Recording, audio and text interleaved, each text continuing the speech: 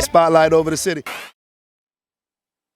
Welcome to Spotlight over the city, you guys. And guess what? We got us a plus one in the building today. And when I tell you this young man is nothing short of amazing, he has tons and tons of accolades. It's a pleasure to have him aboard on Spotlight over the city. So before we introduce him, I'm gonna run some of these accolades past you. Just a few, just a few. I'm gonna let him talk about the rest when we get this young man on. In 1985, he made his debut as a producer when he co-produced LL Cool J's first hit album, Radio. Y'all remember that? Who don't remember that? Any hip hop here remember that, right? That's been certified double platinum. Double platinum. For you guys who don't know, a million is platinum, so that's 2 times. As a producer, he earned MTV Awards, a Grammy, multiple Soul Train Awards, and from LL Cool J's triple platinum selling album, Bigger and Deffer, he won the American Music Awards Song of the Year for I'm Bad. And so I'm gonna let him continue to tell you the rest. But without further ado, let's put our hands together for my man E Love in the building. Yo, it's good. What's going on, guys? Happy New Year's to everybody. Yeah. What's up, bro? Good to have you.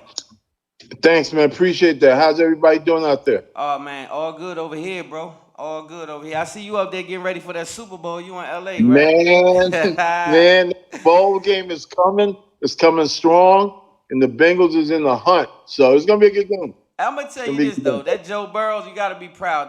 That young man is bad. Joe Burrow's a bad boy. And no. Joe Burrow is the real deal. And that Jamar Chase is the real deal also. For sure. And they got that Joe Mixon at RB. He's solid. And we have one of our clients on the Bengals actually, Eli Apple. That's our guy. So big ups to Eli Apple and the rest of the squad. Welcome to LA, and let's get it in. So before we get into you a little bit, let's talk about that real quick. When you say one of your clients, what do you mean when you say one of your clients? What do you do for these guys? We're gonna do we're working on his appearances and his endorsements as far as his shoe deal. We're working on a shoe deal for Eli right now. And we have some other things in the works that we can't quite get into, but we have numerous endorsement deals that he's looking at right now. And within the next couple of weeks, we should be wrapping some of those deals up. Got you. All right, so we're going to get into it, brother. For those who don't know, some people they're a little younger than myself or whatever. They don't know about that LL Cool J era. Tell them a little bit about yourself. Who is E Love? E Love was the guy that revolutionized the street team. I started that in 1984. I was working for a guy named Peter Gation. He owned 3 of the top clubs in New York City, The Tunnel, the Ultimate Hip Hop Spot. He had another club called The Limelight, which is a gothic club like Marilyn Manson. And then he had a club called The Palladium, which is just like a knockoff Studio 54. Right. And my job was to bring all the sports people, the entertainment people, and the Wall Street people, because they paint for everything, to all 3 of his clubs. And I did that very successfully. We had 1,000 flyers going out daily in all 5 boroughs in New York. So we had 5,000 flyers going out. Then me and LL, we met when we were like 12, 13 years old. Then, Okay, so you guys were really young. When you guys met, you guys were young. You guys were at a young. I was 13. 13 years old. All right, so we talking about a lot of albums sold. More than a lot of people know, bro. A whole lot. Yeah. A whole lot of albums. More like, 35 million albums sold? It's about over 25 million. Almost 30 million sold, yeah. Wow, this whole career. That's a lot. So it's a whole lot. You were one of the major hit makers on his first radio album, that radio album. Yeah, myself, Rick Rubin, and DJ Cut Creator, Steve at Rest of Soul. We met Rick Rubin and Russell Simmons. Rick was a student at NYU. Russell was, the guy on Hollis, trying to make it happen, trying to get his independent label off the ground. And when we finally got our cassette, that's right, cassette tape, cassette. Hey, you took it back. Yeah. I know cassettes been out for a while, but at that time, the cassette was the hot thing. So when we got our cassette to Rick Rubin, Rick heard it. He said, "Hey, I got to meet with you guys." Ad Rock from the Beastie Boys. He said, "Hey, you know what? LL's more ready than I am. I'm not really ready for the moment right now, why don't you take care of him first and then come back and get the Beastie Boys after? And that actually worked out really good that way because we were 100% ready for the moment. And that's when we dropped I Need a Beat, that was the very first single. And that lit up the East Coast, everything from Florida to New York, up and down. Was bumping I Need a Beat 1945. And we went on to hit radio. And, that went double platinum. And radio and the combination of that movie, Crush Groove, is what really put us on the map. Yeah, yeah, that was a huge, huge, huge situation. That Crush Group situation. Yeah, Crush Um, Groove is, I mean, if you haven't seen Crush Groove, you should definitely rent that movie. It's got to be on Netflix, it's got to be on Hulu. Definitely go and rent Crush Groove. It'll give you the early on of how Def Jam got going because the movie was so much based on the life of Russ. yeah, exactly. Yeah, yeah, Yeah. yeah. So I'm gonna be a little personal, right? I mean, So, this hit home with me when I read about you. You took 6 shots back in the 8. day, early 8 shots. I'm sorry, Yeah. 8 shots No back in big the deal. day and survived, but you almost lost your life. Tell us a little bit about that because, in my opinion, from that point on, you on borrowed time, so you've been doing some heavy stuff from that day forward. Man, was on borrowed time. We were between CDs. We were between the second and the third CD. And we were grinding every night. So we decided to take the night off. So we all went our separate ways to do our own thing. So I went to a party in Long Island, came back in my Lambo, and I was driving to Queens. My boy was like, yo, let's check out this spot over by South Side. I'm like, damn. I don't know about going south side with this car. You know what I'm saying? Those guys are kind of thirsty, and Right, right. guys always shooting. And I'm like, let's make it fast. Parked the car, walked across the street in the middle. Both of my guys are one on each side. Three guys roll up, guns drawn, like, yo, motherfucker, run your shit, run your shit. I was like, oh shit, this is this is a It jack. got Okay. real, yeah, So quick. dude, I had my hoodie on like this. I had my hoodie on, and I didn't really have my hat on. My head was down. Then when my hoodie came off, he said, "Oh, so that's Elon." Dude was like, "I don't give a fuck who that is. Yo, run all your shit right now." So, long story short, I just had the feeling they were going to shoot me anyway, so I just made a run for it. And then they started letting off. Next thing you know, I got hit 8 times. I'm in the hospital. I died 3 times before I got to the hospital. Wow. So while I was actually in the hospital, something happened that revolutionized my life. It actually changed my whole life. My surgeon finally came to me when I woke up. I woke up. I was in a coma for about 3 weeks. I finally woke Wow. up, and I felt somebody making a cross on my forehead. So I woke up. My mother's in the room. Todd LL's in the room, and a couple other people's in the room also. I think was also some other people, my family members, and the priest is giving me my last rites. So I'm like, wow, am I going to check out like this? I don't think so, right? So Yeah, that's I had a tough. tube in my mouth. I couldn't talk. My hands were strapped down. Uh, I kept fighting it, fighting it, fighting it. I was supposed to die every day. I kept fighting it. And finally, my surgeons came to me. They said, hey, you know what? We got something right here that we want to try on you that could actually heal your insides really fast. So what is it? He said it's CBD and THC. It's CBD and THC infused in a T-pin needle in your neck. We got to put this needle in your neck for about 3-4 weeks. We're gonna put the TPN needle in, and it's gonna give you some fluid. It's a it's a derivative of cannabis and THC combined and CBD. So this was 1989. Wow. Nobody knew anything about no CBD or THC. Right. So I started reading up on this, and what they gave me actually healed my insides, and along with this thing that I was taking that my family was giving me, it was called sea moss, right?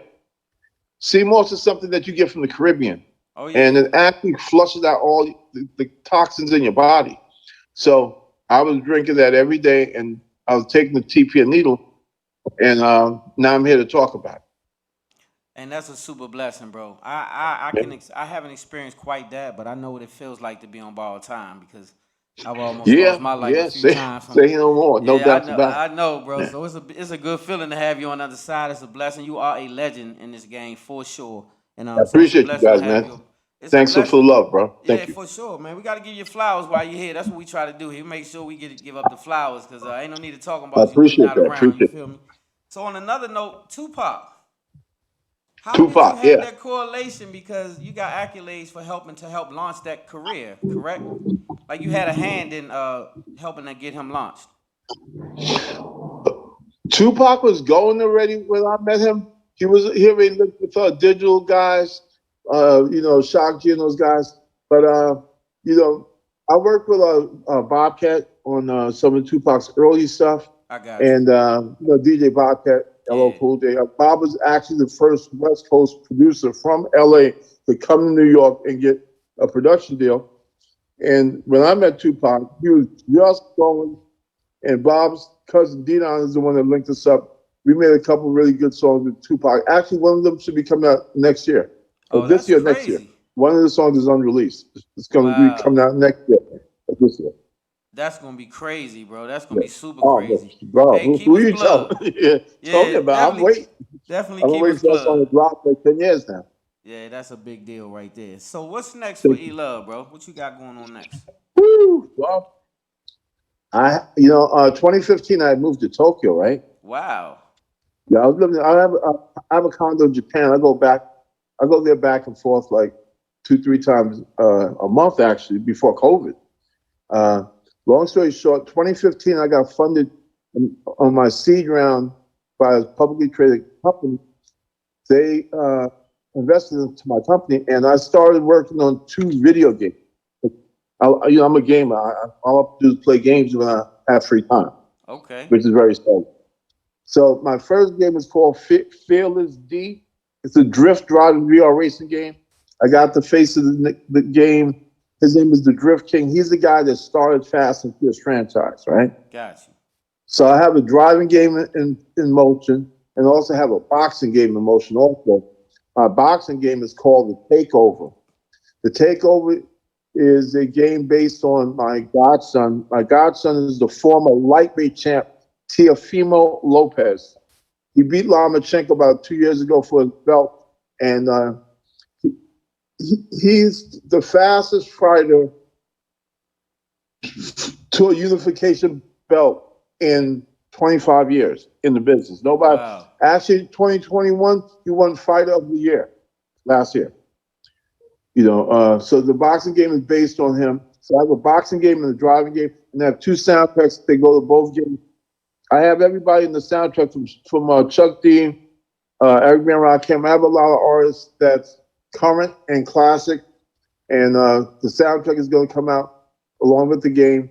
And then we have a reality show that shows the production of the game, production of the soundtrack, and it shows us putting our whole company structure together on the sports side. On the sports side, for example, I have 2 guys that signs. We have like 3 players that are stable right now, and we'll track a guy from high school, and then we'll keep that relationship going. So when it's time for him to go into the NFL, we either sign him as a client on the agency side, or we sign him on the marketing and management side. We do his endorsement.